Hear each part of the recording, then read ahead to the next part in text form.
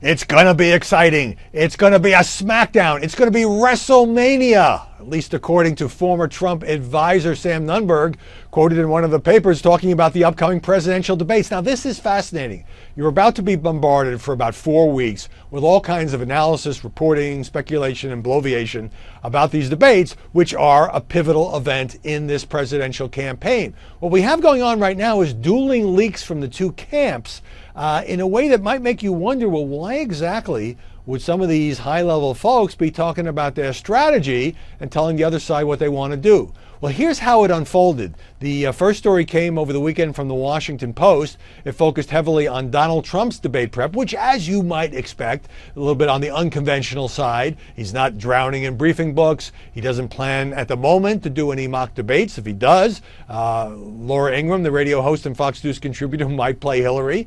And the Trump emphasis seems to be, that he is not going to be drowning in statistics, that he is going to be himself. He's going to come across as natural, and he's going to use the force of his personality to outpoint Hillary Clinton. So after this Washington Post story appears, the New York Times comes back with a story that's largely about Hillary Clinton's debate prep. And then that makes headlines. And what that story said is that in addition to talking to people like Tony Schwartz, this is fascinating. This guy is the co-author of The Art of the Deal.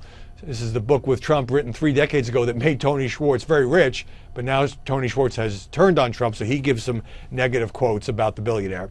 But also says that Hillary Clinton is consulting psychologists and working up a personality profile to identify Donald Trump's insecurities. Why is this all sounding like putting Trump on the couch? Therefore, she will find ways to get under his skin. In other words, she's not, according to these stories, not just coming out with a bunch of statistics, but she's going to try to get him riled up so perhaps he will say something that he will regret. Now, I'll come back to my central question. If you were doing debate prep for either of these campaigns, why would you want to be talking or in public or on background or having somebody leak what you're going to do? Well, there's 2 possible reasons as I see it. One would be that you are trying to psych the other side out.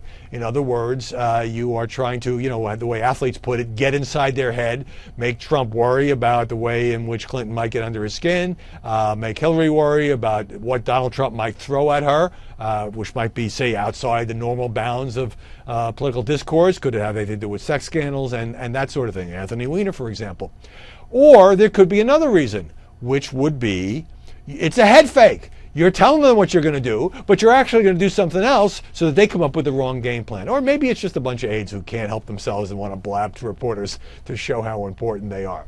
But the debates are certainly important, although in the end they often end up confirming the people who like their candidate come out of it still liking their candidate. But there are some persuadable people. It's probably a narrow slice of the country at this point.